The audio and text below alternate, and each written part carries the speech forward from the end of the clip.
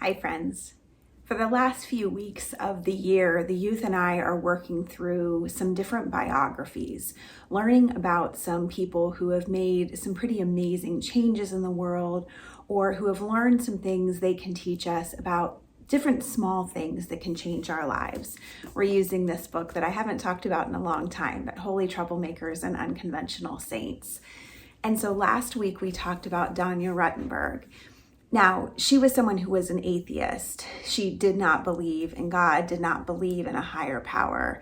Her family was Jewish, and so she would go to the synagogue on holy days, but she was committed to being an atheist. But then her mom died, and she found herself out walking at night and looking up at the moon and feeling just overwhelmed by the beauty that she saw around her. And these walks that she would take became a really important part of her life. She started noticing, weeds growing through sidewalk cracks, and noticing just small things in the world around her. And little by little, she realized that maybe there was something bigger out there. And she started going back to synagogue and started taking part in some of the traditions and rituals of her religion, and found a way to connect those feelings she felt on her walks with those that she felt when she was in her synagogue, in church, connecting those rituals with those feelings. She began to keep Shabbat, Sabbath, and found this great connection to that.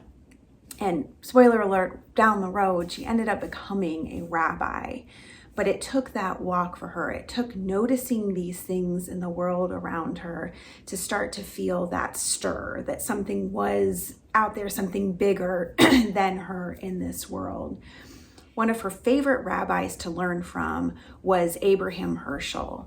And he talked extensively about Sabbath and about needing that time to unplug, to stop doing the work of our life, to turn off Netflix, to spend some time with the holy and with our community around us.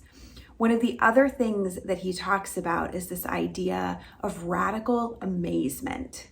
And I thought this was such an important practice for us, this idea of noticing the small things in our life.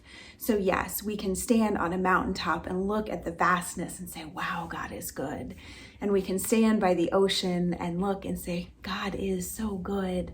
And look at a brand new baby in our family and just feel that amazing presence of God.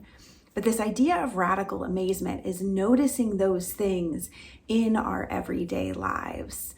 One of the examples that Danya gives is the idea of doing dishes and getting your hands into that warm, soapy water, feeling the bubbles pop on your skin, feeling the way that water washes over your hands, and feeling that radical amazement in that moment. Now, that can be the hard part. I'm not going to say that doing dishes for me has become a great spiritual practice in my life, and most times I'm still just cranky and just trying to get it done. But taking time to look at those little things and feeling the amazement about it, those small mundane tasks that we have to do, and recognizing how God is in that moment also.